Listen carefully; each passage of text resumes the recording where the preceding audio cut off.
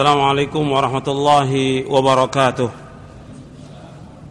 Innal hamdalillah nahmaduhu wa nasta'inuhu wa nastaghfiruh wa na'udzu billahi min shururi anfusina wa min sayyiati a'malina. Man yahdihillahu fala mudilla lahu wa man yudlil fala hadiya lahu. Asyhadu an la ilaha illallah wahdahu la syarika lahu wa asyhadu anna Muhammadan 'abduhu wa rasuluh. Allahumma salli ala Muhammad wa ala ali Muhammad, amma ba'd. Ayolah ikhwah, a'azakumullah, kepada ikhwan dan akhwat yang dimuliakan oleh Allah, kita lanjutkan kajian kita tentang prinsip-prinsip akidah Ahlussunnah wal Jamaah. Saya sudah bahas poin yang pertama tentang akidah Ahlussunnah wal Jamaah, yaitu iman kepada Allah Azza wa Jalla, kepada malaikat-malaikatnya, kitab-kitabnya, rasul-rasulnya, hari akhir, dan kepada qadar baik dan buruk. Keenam prinsip keimanan tersebut adalah rukun iman. Beriman kepada Allah Azza wa Jalla artinya berikrar dengan macam-macam tauhid, yaitu tauhid rububiyah, tauhid uluhiyah, dan tauhid asma wa sifat. Saya sudah jelaskan tentang tauhid rububiyah. Kemudian tentang tauhid al-uluhiyah, dan tauhid uluhiyah ini merupakan dakwahnya para nabi. Artinya semua nabi dan rasul mendakwakan dakwah tauhid. Maka yang harus kita mulai dalam dakwah ini yaitu mengajak umat untuk mentauhidkan Allah Subhanahu wa taala, karena ini merupakan tujuan diciptakannya jin dan manusia. Allah berfirman dalam surah Az-Zariyat, وَمَا خَلَقْتُ الْجِنَّ وَالْإِنسَ إِلَّا لِيَعْبُدُونَ مَا أُرِيدُ مِنْهُمْ مِنْ رِزْقٍ وَمَا أُرِيدُ أَنْ يُطْعِمُونَ إِنَّ اللَّهَ هُوَ الرَّزَّاقُ ذُو الْقُوَّةِ الْمَتِينِ. Allah berfirman, dan tidaklah kami ciptakan jin dan manusia melainkan untuk beribadah kepadaku. Kata Allah, aku tidak ciptakan jin dan manusia melainkan untuk beribadah kepadaku. Aku tidak minta rezeki kepada mereka, dan aku tidak minta kepada mereka untuk memberikan makan kepadaku. Sesungguhnya Allah yang memberi rezeki, Allah yang maha kuat dan maha kokoh. Jadi tujuan diciptakannya manusia untuk beribadah kepada Allah. Maka para rasul, para nabi mengajak umat ini agar umat ini beribadah hanya kepada Allah saja, tidak kepada yang lainnya. Begitu juga para dai, para ustadz, para guru, mereka juga harus mendakwakan dakwah tauhid ini. Kalau menyimpang dari dakwah ini, akibatnya sangat fatal. Akibatnya sangat fatal, karena semua nabi dan rasul mendakwakan dakwah tauhid. Kalau menyimpang dari manhajul anbiya fid da'wati ila Allah, menyimpang dari manhaj para nabi dalam dakwah di jalan Allah, maka akibatnya sangat fatal. Seperti yang kita lihat ini, kondisi umat yang ada sekarang ini diakibatkan karena para dai, para ustadz dan para guru tidak mendakwahkan dakwah tauhid. Diakibatkan karena mereka tidak mendakwakan dakwah tauhid. Umat ini bingung, umat ini sesat, umat ini melakukan kesyirikan, umat ini melakukan bid'ah disebabkan para dai-nya tidak mendakwakan dakwah tauhid. Bahkan dalam khutbah Jumat, ceramah-ceramah yang ada berita koran, yang ada hanya berita aja, bukan mendakwakan dakwah tauhid, mengajak umat untuk beribadah kepada Allah SWT, tapi yang ada cuma berita, informasi tentang keadaan politik, tentang keadaan ekonomi, tentang segala macam. Yang penting ajak umat ini untuk mentauhidkan Allah. Ini dasar. Dan semua nabi dan rasul, sebagaimana Allah sebutkan, semua nabi dan rasul mendakwakan dakwah tauhid, bisa dilihat dalam surah An-Nahl, surah 16 ayat 36. Surah 16 ayat 36, surah An-Nahl ayat 36, Allah berfirman, وَلَقَدْ بَعَثْنَا فِي كُلِّ أُمَّةٍ رَسُولًا أن اعبدوا الله واجتنبوا الطاغوت فمنهم من هدى الله ومنهم من حقت عليه الضلالة فسيروا في الأرض فانظروا كيف كان عاقبة المكذبين. Dan sungguh kami telah utus pada setiap umat seorang rasul. Setiap rasul dakwahnya an i'budullaha wajtanibut taghut. Hendaklah kalian semuanya beribadah hanya kepada Allah saja dan jauhkanlah taghut. Di antara mereka ada yang mendapatkan hidayah, di antara mereka ada yang tetap dalam kesesatan. maka berjalanlah kalian di muka bumi dan lihatlah akibat orang-orang yang mendustakan ayat-ayat Allah. Jadi semua nabi dan rasul itu dakwanya dakwah tauhid. Maka itu yang harus kita mulai, dakwah tauhid. Mengajak umat beribadah hanya kepada Allah, dan kemudian setelah menjelaskan dakwah tauhid, memberikan kabar gembira kepada orang-orang yang bertauhid, mereka akan mendapatkan surga, kemudian mengancam kepada orang-orang yang menyimpang dari tauhid ini, yang berbuat syirik, mereka akan mendapatkan azab dari Allah di dunia dan di akhirat. Itu harus diberikan ancaman, diberikan inzar. Maka Nabi ketika pertama kali mendakwahkan kepada orang-orang jahiliyah mengatakan, inni an-nadhirul uryan, sesungguhnya aku seorang pengancam kepada kalian. Pengancam, kalau kalian berbuat syirik kepada Allah, maka Allah akan azab kepada kalian di dunia dan di akhirat. Allah akan azab. Dan sekarang yang mengancam seperti itu mana? Yang diberikan selalu busyra, kabar gembira. Tapi perlu diancam umat ini akibat perbuatan mereka menyekutukan Allah. Orang yang berbuat syirik kepada Allah, yang tidak mentauhidkan Allah, hatinya itu hitam. Sebagaimana ahlul bid'ah, sama, hatinya hitam. Kemudian juga Allah akan tutup hatinya. Kemudian juga Allah tidak akan berikan barokah kepada dia, tentang rezekinya maupun yang lain. Orang berbuat dosa dan maksiat itu dihalangi rezekinya oleh Allah, tidak diberikan barokah, apalagi orang yang berbuat syirik kepada Allah Subhanahu wa taala.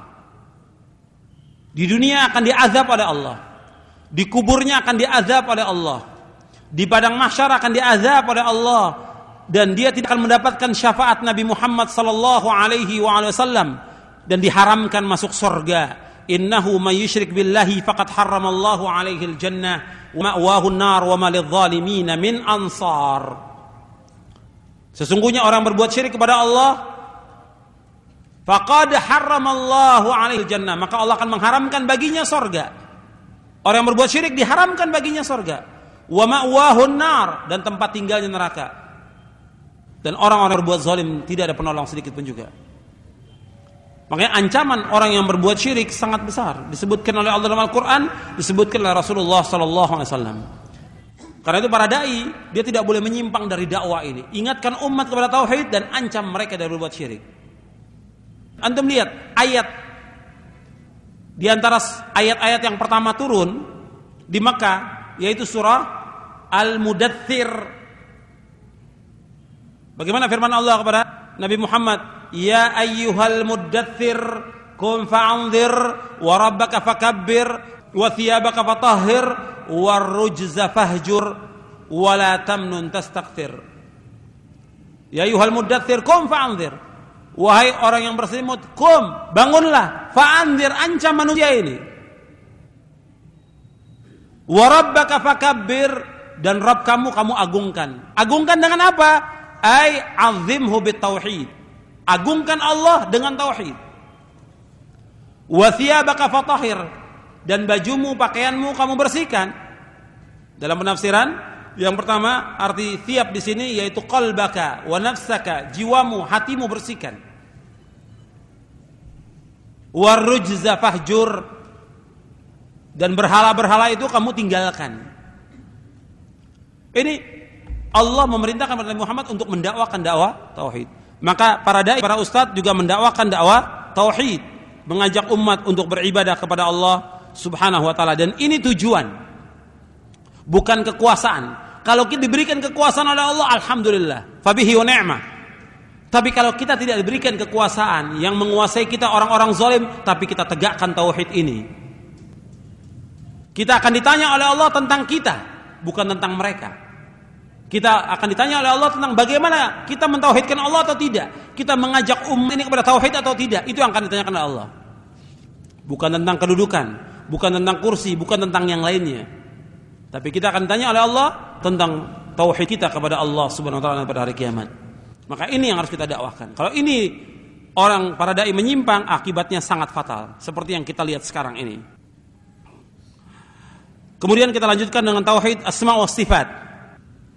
Sedangkan tauhid asma wa sifat adalah menetapkan apa-apa yang Allah dan Rasulnya telah tetapkan atas dirinya, baik itu dengan nama-nama maupun sifat-sifat Allah, dan mensucikannya dari segala aib dan kekurangan, sebagaimana hal tersebut telah disucikan oleh Allah dan Rasulnya.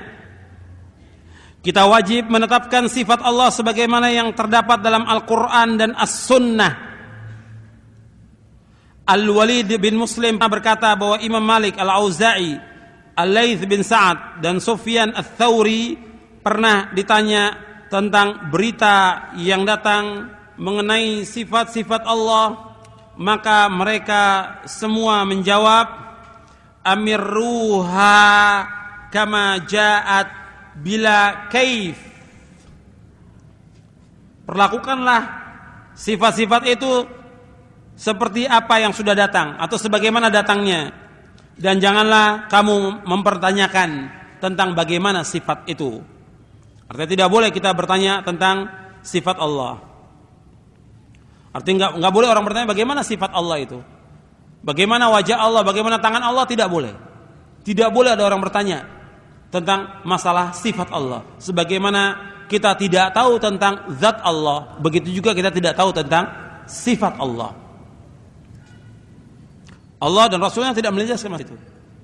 Tapi kita wajib menetapkan apa yang Allah tetapkan tentang sifatnya, dan kita menafikan apa yang Allah menafikan dari dirinya dan juga yang menafikan Rasulullah sallallahu alaihi wasallam.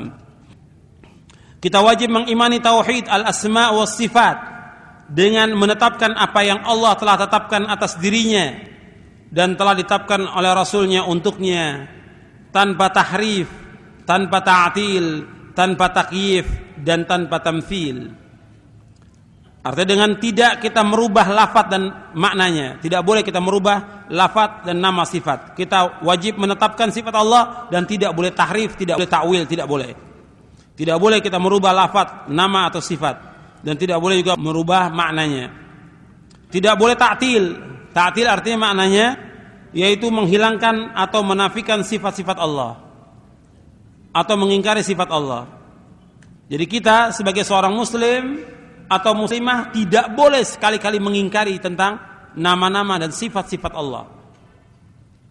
Kita wajib menetapkan sifat Allah sebagaimana yang Allah tetapkan. Tidak boleh kita mengingkari. Kemudian tanpa takyif. Takyif ini artinya menanyakan tentang bagaimana. Tidak boleh sekali-kali kita bertanya tentang bagaimana sifat Allah. Allah tidak jelaskan dan Nabi tidak jelaskan. Maka jangan sekali-kali kita menanya tentang itu. Kemudian tanpa tamtsil, tidak boleh kita menyerupakan Allah dengan makhluknya. Karena apa? Karena Allah tidak sama dengan makhluknya. Laisa kamitslihi syai'un wa huwas samiul basir. Tidak ada sesuatu pun yang sama dengan Allah, dan Allah yang maha mendengar lagi maha melihat. Jadi masa tauhid asma wa sifat kita wajib menetapkan, kita mengimani dan kita menetapkan apa yang Allah telah tetapkan atas dirinya dan yang telah ditetapkan oleh Rasulullah sallallahu alaihi wasallam. Kemudian kita wajib menafikan apa yang Allah nafikan dari dirinya dan yang dinafikan oleh Rasulullah sallallahu alaihi wasallam. Saya ambil contoh yang gampang dari satu ayat yang antum sudah hafal dan juga dari surah yang antum sudah hafal tentang masalah itsbat menetapkan sifat Allah yang Allah tetapkan dan menafikan apa yang Allah nafikan.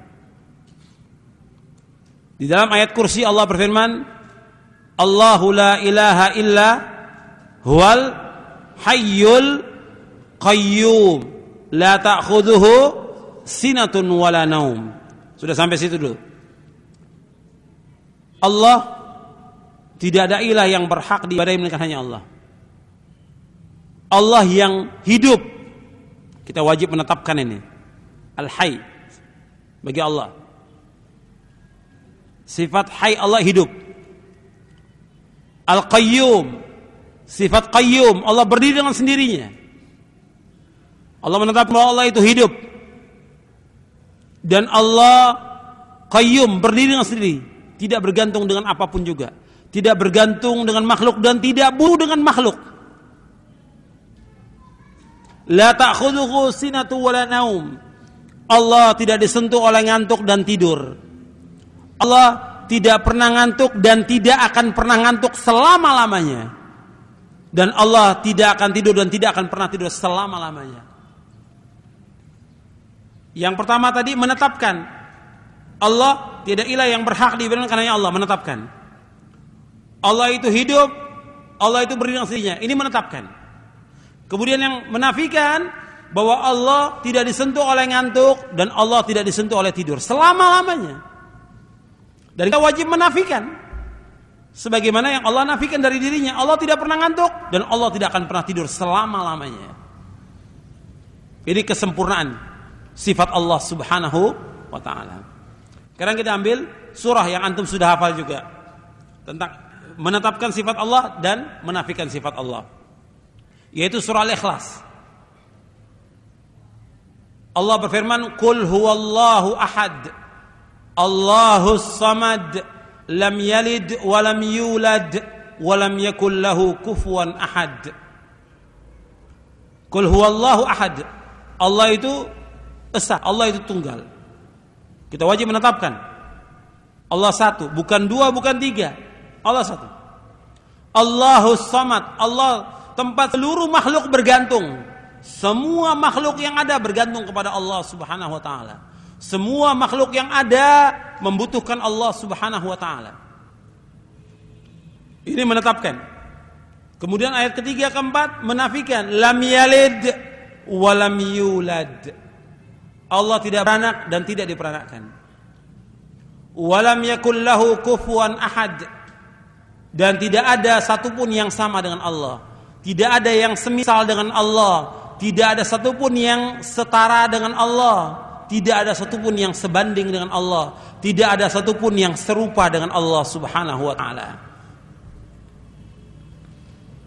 Jadi menetapkan Allah tunggal.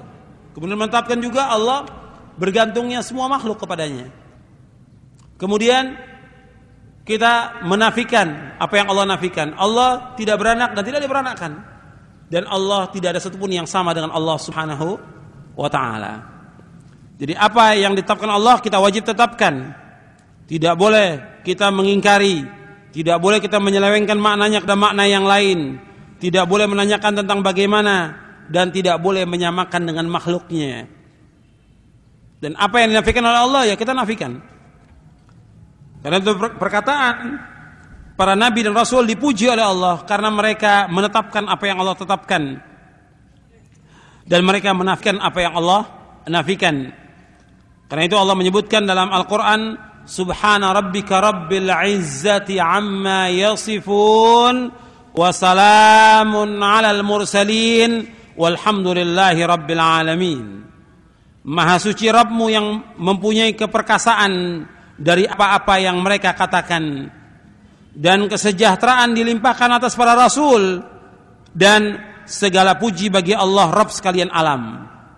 Dalam surah As-Saffat ayat 180 sampai 182. Allah Subhanahu wa taala dalam ayat ini mensucikan dirinya dan apa yang disifatkan oleh para penentang para rasul.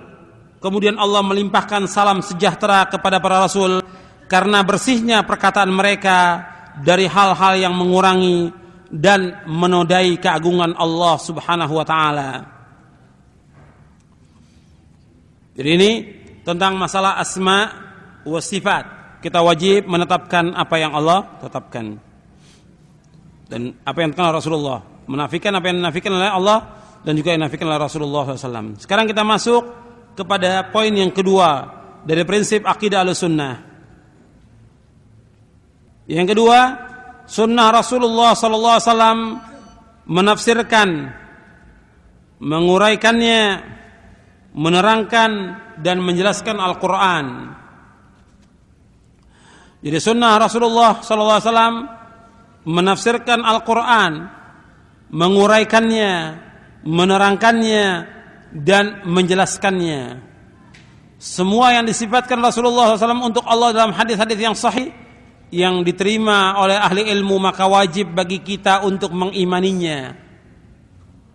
Hukum as-sunnah sama dengan hukum Al-Quran dalam menetapkan ilmu, keyakinan, i'tiqad dan pengamalan.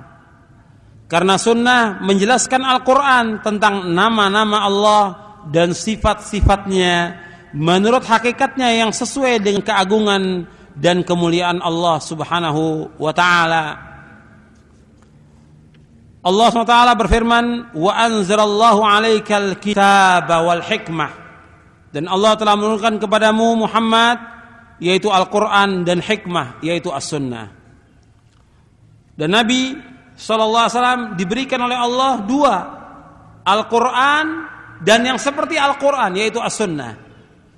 Nabi diberikan oleh Allah Al-Quran dan yang seperti Al-Quran yaitu as-sunnah. Nabi bersabda, ala inni utitul kitaba wa mithlahu ma'ahu, rawahu Ahmad wa Abu Daud. Kata Nabi, ketahuilah sesungguhnya aku diberikan Al-Quran dan yang sepertinya yaitu as-sunnah bersamanya. Jadi di sini menunjukkan bahwa segala sesuatu yang telah dijelaskan oleh sunnah Rasulullah SAW tentang sifat-sifat Allah, maka sesungguhnya Al-Quran telah menunjukkannya pula. Karena sunnah Rasulullah SAW termasuk juga wahyu yang diturunkan dan diajarkan oleh Allah kepada Rasulullah SAW. Sebagaimana Allah berfirman, wa ma yantiqu 'anil hawa in huwa illa wahyu yuha. Tidaklah yang diucapkan oleh Rasulullah menurut kemauan hawa nafsunya. Ya, Rasulullah tidaklah berkata menurut kemauan hawa nafsunya. Rasulullah tidak berkata menurut kemauan hawa nafsunya, melainkan wahyu yang diwahyukan oleh Allah kepadanya. Dalam surah An-Najm ayat 3 dan 4. Jadi sunnah Rasulullah mempunyai kedudukan yang sama dengan Al-Quran. Karena itu sunnah Rasulullah menafsirkan, menguraikan, menerangkan dan menjelaskan Al-Quran. Dibawakan masalah ini karena apa? Karena ada kelompok yang mereka memilah, membedakan. Kalau dari Quran, hukum dari Quran mereka terima, kalau dari sunnah mereka tidak terima. Karena itu para ulama Ahlussunnah memasukkan bahwa sunnah Rasulullah mempunyai kedudukan yang sama dengan Al-Quran. Tidak bisa dibedakan. Mempunyai kedudukan hukum yang sama dalam menetapkan hukum, baik tentang ilmu, tentang keyakinan, tentang i'tiqad, tentang pengamalan, tentang hukum sama. Kemudian poin yang ketiga, masuk poin yang ketiga, mengimani Allah Azza wa Jalla berada di atas langit, bersemayam di atas arsy, maha tinggi di atas makhluknya, mengetahui setiap perbuatan makhluknya. Allah Azza wa Jalla itu dekat mengabulkan doa hambanya. Kita lihat ayatnya. Dari sekian banyak ayat Al-Quran, antum lihat dalam surah Al-Hadid ayat 4. Allah berfirman dalam surah Al-Hadid ayat 4. Huwallazi khalaqas samawati wal arda fi 6 ayyamin thumma istawa 'alal 'arsy ya'lamu ma yaliju fil ardi wa ma yakhruju minha wa ma yanzilu minas sama'i wa ma ya'ruju fiha wa huwa ma'akum aina kuntum wallahu bima ta'maluna basir. Dialah yang menciptakan langit dan bumi dalam 6 masa. Kemudian Dia yaitu Allah istiwa di atas arsy. Dia mengetahui apa yang masuk ke dalam bumi dan apa yang keluar daripadanya, dan apa yang turun dari langit dan apa yang naik kepadanya. Dan Dia bersama kamu di mana saja kamu berada, dan Allah Maha melihat apa yang kamu kerjakan. Al-Hadid ayat 4. Jadi Allah menciptakan langit dan bumi dalam 6 masa. Kemudian Allah istiwa di atas arsy. Yang menyebutkan Allah istiwa Allah sendiri dalam 7 tempat. Yang menyebutkan Allah berada di atas langit Allah sendiri. Jadi Allah berada di atas langit. Di atas langit itu ada al-ma, air, kemudian ada arsy. Wa kana arsyuhu 'alal ma, dan arsy-nya Allah di atas air.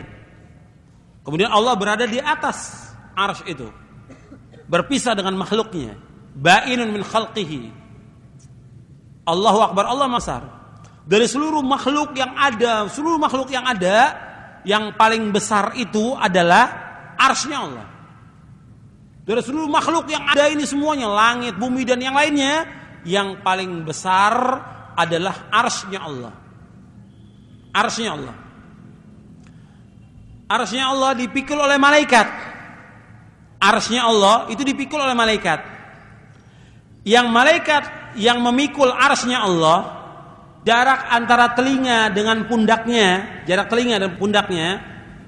itu kalau burung terbang dari pundaknya sampai ke telinga atau dari telinga sampai ke pundaknya, itu 700 tahun burung terbang baru sampai. Yang memikul arsy-nya Allah itu malaikat-malaikat. Yang malaikat ini besar sekali. Sebab jarak pundaknya saja sampai ke telinganya malaikat itu, kalau burung terbang itu baru sampai 700 tahun. Dari pundaknya sampai ke telinga malaikat itu sendiri 700 tahun. Ya. Dan arsy-nya Allah itu yang paling besar makhluknya. Allahu akbar, Allah yang maha besar. Di atas arsy itu adalah Allah, Allahu akbar. Maka luasnya kursi Allah seluas langit dan bumi. Wasi'a kursiyyuhus samawati wal ard. Luasnya kursi Allah seluas langit dan bumi. Kursi itu dikatakan oleh sahabat maudhi'ul qadamain, tempat kakinya Allah. Kursi itu bukan kursi seperti ini, ya. Kursi yang dimaksud adalah maudhi'ul qadamain, seperti dijelaskan dalam syarah akidah Tahawiyah.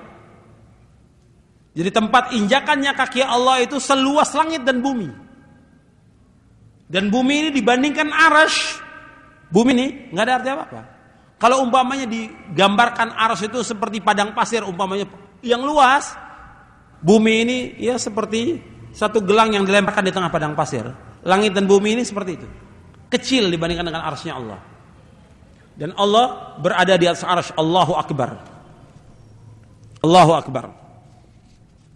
Jadi Allah berada di atas arsy. Dan Allah mengetahui apa yang masuk ke dalam bumi, apa yang keluar daripadanya, apa yang turun dari langit dan apa yang naik kepadanya. Allah tahu. Tidak ada satupun yang terluput bagi Allah, tidak ada. Semua Allah mengetahui.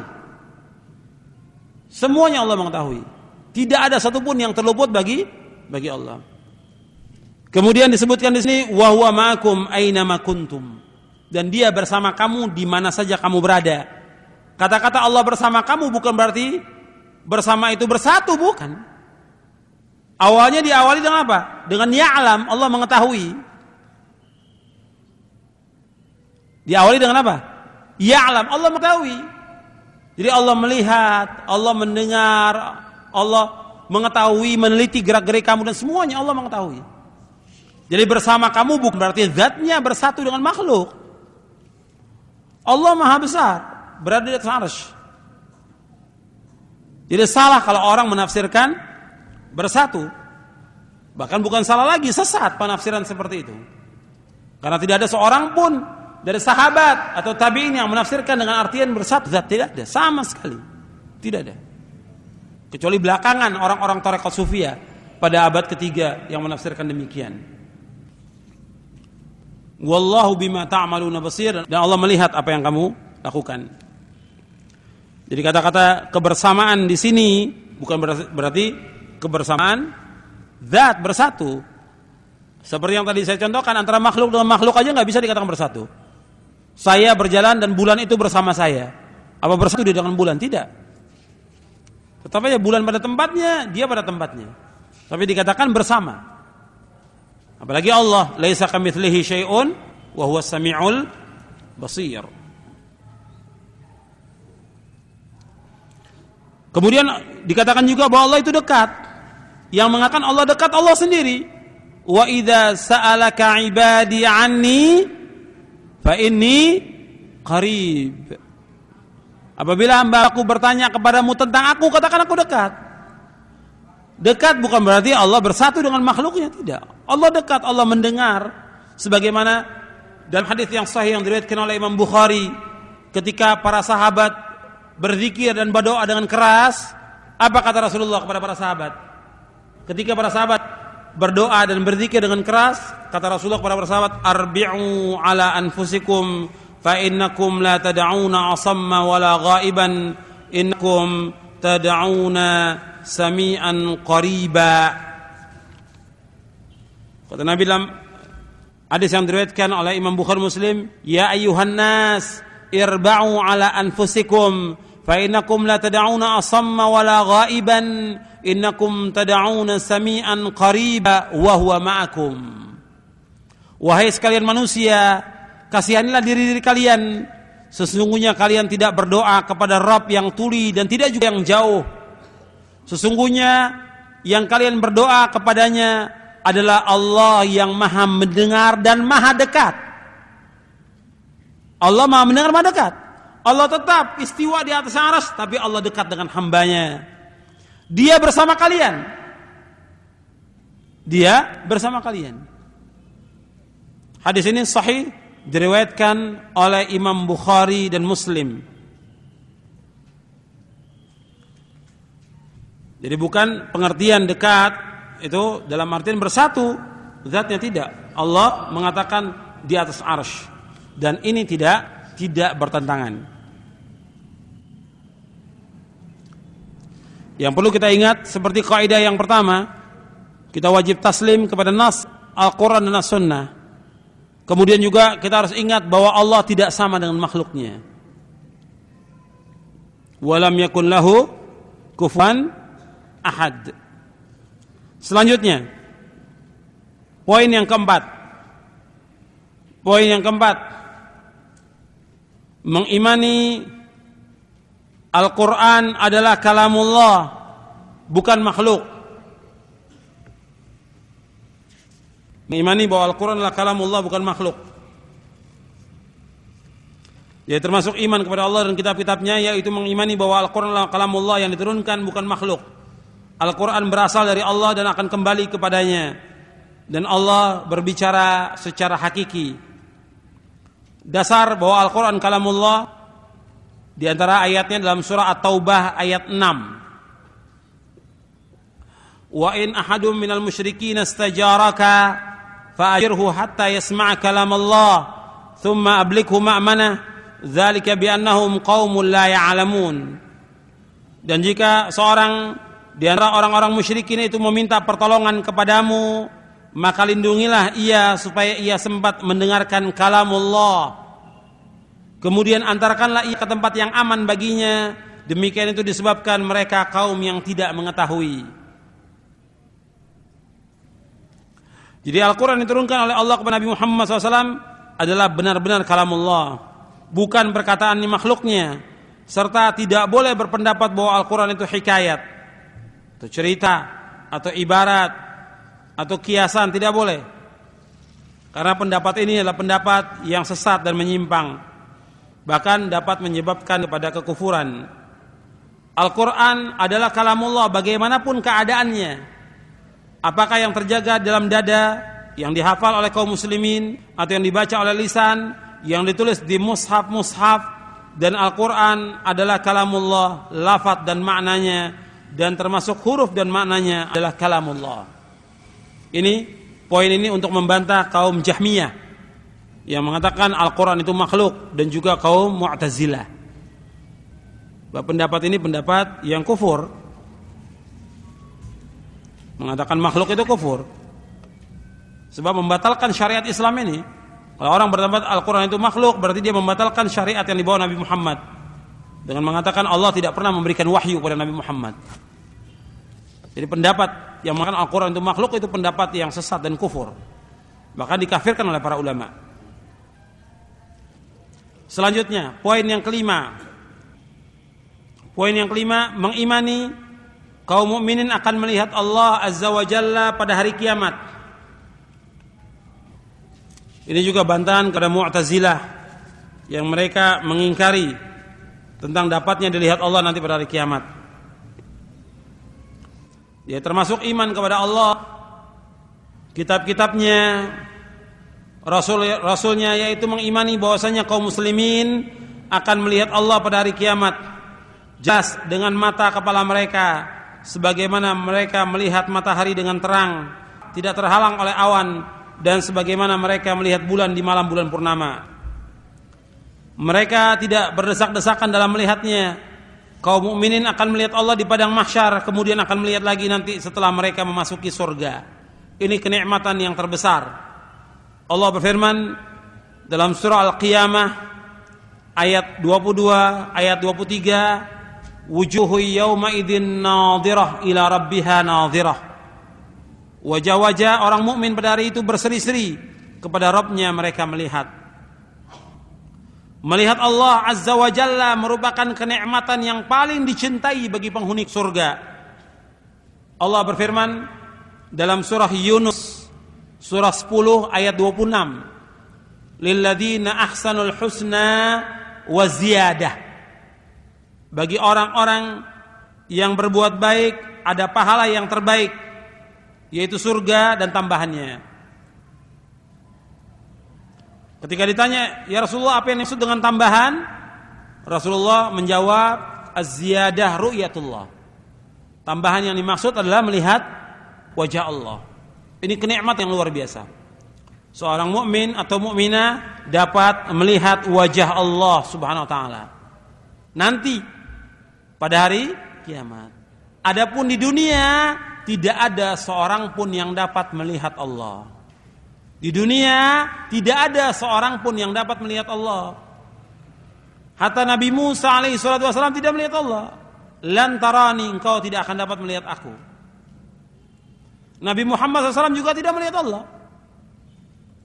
Makanya kata Aisyah radhiyallahu anha dalam hadis yang sahih yang diriwayatkan oleh Imam Muslim, barang siapa yang mengatakan bahwasanya Rasulullah melihat Allah, maka dia telah mengadakan dusta yang besar. Man za'ama anna Muhammadan SAW ra'a rabbahu faqad a'zama 'ala Allahil firyah. Rawahu Muslim. Barang siapa yang menyangka bahwa Muhammad SAW melihat Rabbnya, maka orang itu telah melakukan kebohongan yang besar atas nama Allah. Jadi tidak ada seorang pun yang dapat melihat Allah, tidak ada. Tidak ada seorang pun yang dapat melihat Allah di muka bumi ini. Bahkan Nabi mengatakan, lan yara ahadum minkum rabbahu hatta yamut. Ketahuilah bahwa tiada seorang pun yang akan melihat Rabbnya sehingga ia meninggal dunia. Tidak ada seorang pun yang bisa melihat Rabbnya sehingga ia meninggal dunia. Hadis sahih riwayat Muslim. Jadi untuk di dunia tidak ada seorang pun yang dapat melihat Allah. Kalau ada orang mengatakan bagaimana pada waktu Mi'raj? Pada waktu Mi'raj Nabi tidak melihat Allah. Yang Nabi lihat adalah malaikat Jibril dalam bentuk aslinya dengan 600 sayapnya. Walaqad ra'ahu nazlatan ukhra 'inda sidratil muntaha. Dan sungguh Nabi pernah melihat lagi, sekali lagi malaikat Jibril dalam bentuk aslinya dengan 600 sayapnya. Karena malaikat itu bersayap. 22, 33, 44 dan seterusnya. Seperti yang Allah sebutkan dalam surah Fatir.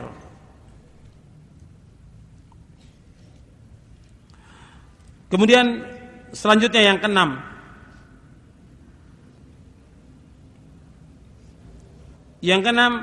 mengimani tanda-tanda hari kiamat yang besar seperti keluarnya Dajjal, turunnya Nabi Isa alaihi salatu wassalam, datangnya Imam Mahdi, dan terbitnya matahari dari barat dan yang lainnya.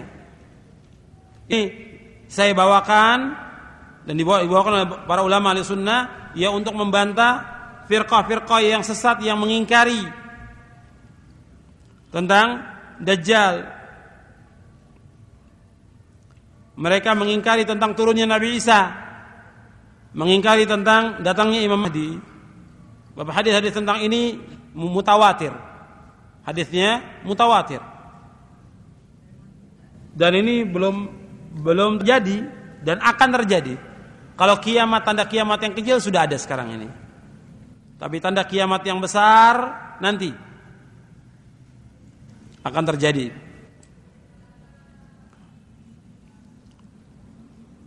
Kemudian tentang ini, kalau mau dibaca dengan luas pembahasan tentang tanda-tanda kiamat, ada buku yang bagus, yaitu Asyratus Sa'ah oleh Dr. Yusuf Al-Wabil, tentang tanda-tanda kiamat, yang beliau bawakan ayat-ayatnya, hadis-hadisnya, dan juga athar para sahabat dan penjelasan para ulama. Asyratus Sa'ah, tanda-tanda kiamat oleh Dr. Yusuf Al-Wabil. Kemudian kita lanjutkan poin selanjutnya, poin ke-10. Yang lain kita tinggalkan dulu. 2 poin lagi kita tutup. Ya, setelah itu kita buka tanya jawab. Poin ke-10 tentang masalah iman. Ini penting, berkaitan dengan iman Ahlus Sunnah. Iman meliputi ucapan, pengamalan, perkataan hati dan lisan, amal hati, lisan, dan anggota tubuh. Iman bertambah karena ketaatan dan berkurang karena maksiat dan dosa. Termasuk prinsip Ahlus Sunnah bahwa din dan iman adalah ucapan dan pengamalan, perkataan hati dan lisan, amal hati, lisan, dan anggota tubuh. Bahwa iman itu bertambah karena ketaatan dan berkurang karena perbuatan dosa dan maksiat. Mereka meskipun demikian tidak mengkafirkan ahlul kiblat secara mutlak dengan sebab perbuatan maksiat dan dosa besar yang mereka lakukan, sebagaimana dilakukan oleh Khawarij. Jadi Ahlus Sunnah menjelaskan bahwa iman itu qaulun wa amal, perkataan dan perbuatan. Ucapan, pengamalan, perkataan hati dan lisan, amal hati, lisan, anggota tubuh. Itu namanya iman. I'tiqadun bil janan wa iqrarun bil lisan wa amalun bil arkan. Keyakinan dengan hati, ucapan dengan lisan, dan mengamalkan dengan anggota tubuh. Yazidu bit ta'ah wa yanqusu bil ma'siyah. Bertambah dengan ketaatan dan berkurang dengan sebab perbuatan dosa dan maksiat. Itu iman menurut Ahlus Sunnah. Ini penjelasan iman yang benar, dan dalilnya antum bisa lihat di buku aslinya. Dan kita kembali kepada diri kita. Kalau kita melihat ada kekurangan di diri kita tentang keimanan itu, malas kita dalam berbuat kebajikan, berbuat kebaikan dan yang lainnya, kita introspeksi. Iman kita sedang lemah dan banyaknya dosa dan maksiat yang kita lakukan. Itu harus kita ingat ya. Nah, kita berusaha untuk menambah iman itu dengan apa ya? Dengan menuntut ilmu, dengan mengamalkan amal soleh. Dan setiap orang mengalami yang demikian. Apakah dia orang awam, apakah dia seorang ustadz, seorang dai, itu mengalami yang demikian. Iman itu yazid wa yanqus, bertambah dan berkurang. Makanya kita selalu berusaha untuk menambah iman kita dengan amal-amal taat kepada Allah SWT. Dan kita jangan merasa puas dengan amal yang ada. Dan kita jangan merasa puas juga bahwa kita sudah berjuang, sudah berdakwah, sudah mengamalkan sunnah. Masih kecil yang kita lakukan, masih sangat sedikit. Dan jangan kita bangga dan jangan kita sombong. Masih sangat sedikit dari sunnah Nabi yang kita amalkan. Masih sedikit dakwah yang kita lakukan. Masih banyak perjuangan yang belum kita lakukan. Makanya kita terus berusaha, berlomba-lomba untuk mengamalkan amal baik yang dengan itu insya Allah, selama amal itu sesuai dengan syariat, selama amal itu ikhlas karena Allah dan sesuai dengan contoh Rasulullah, insya Allah akan menambah iman kita kepada Allah. Atau mengingat itu bahwa syarat diterimanya ibadah 2. Yang pertama ikhlas, yang kedua mutaba'ah. Syarat diterimanya ibadah, syarat diterimanya amal itu 2. Yang pertama ikhlas karena Allah, yang kedua yaitu ittiba, mutaba'ah, mengikuti contoh Rasulullah SAW. Kalau ini kita lakukan, insya Allah akan bertambah iman kita. Tapi kalau tidak, ya nggak akan bertambah. Orang banyak melakukan amal-amal yang mereka katakan amal soleh, tapi tidak dilakukan dengan ikhlas dan tidak sesuai dengan contoh Nabi, tidak akan menambah iman mereka. Saya ulangi, bahwa banyak orang yang beramal, berlomba-lomba untuk beramal baik yang mereka katakan bahwa amal itu amal soleh, mendekatkan diri kepada Allah, tapi amal itu mereka lakukan dengan tidak ikhlas karena Allah. Yang kedua, amal itu mereka lakukan tidak mengikuti contoh Rasulullah, maka iman mereka tidak akan bertambah selama-lamanya. Tidak bertambah. Setiap yang tidak sesuai dengan sunnah tidak akan menambah iman. Tidak akan menambah iman. Tapi kalau yang dilaksanakan sesuai dengan sunnah Nabi SAW, itu akan menambah. Seperti menuntut ilmu yang syar'i. Antum duduk mendengarkan ayat Al-Quran, hadis Nabi, akan bertambah iman. Makanya majelis ilmu seperti ini dikatakan majelis penyubur iman. Majelis ilmu dikatakan majelis penyubur iman, akan bertambah iman kita. Makanya kita pupuk untuk bertambah iman kita, ya dengan pertama kali ya mentauhidkan Allah SWT. Bahwa orang yang berbuat syirik nggak akan tambah imannya, malah hancur. Untuk mentauhidkan Allah dengan apa? Dengan pertama menuntut ilmu, yang kedua mentauhidkan Allah SWT, menjauhkan syirik, yang ketiga melaksanakan sunnah, menjauhkan bid'ah. Baru setelah itu mengamalkan amal-amal yang lain dengan dua syarat tadi, ikhlas dan sesuai dengan contoh Rasulullah SAW. Hatta umpamanya orang itu berzikir, tapi zikir yang dilakukan tidak sesuai dengan sunnah, tidak akan menambah iman. Tidak akan menambah iman.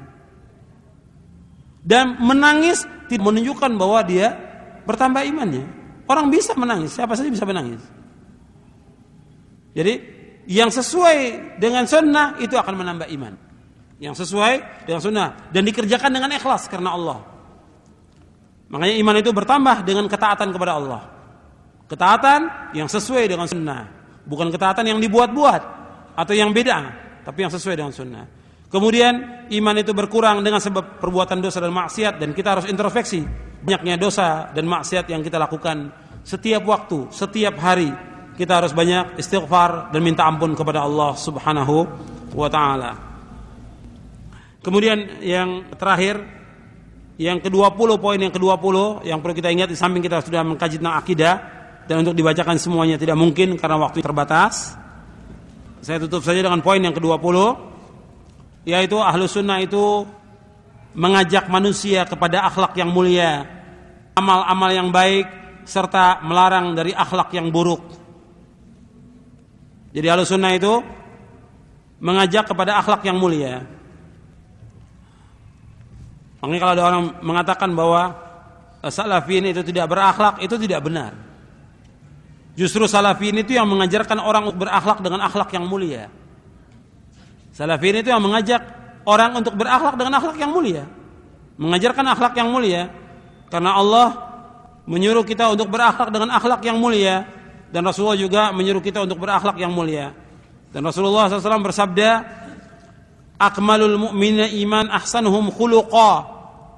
Orang yang paling sempurna imannya, orang yang paling baik akhlaknya.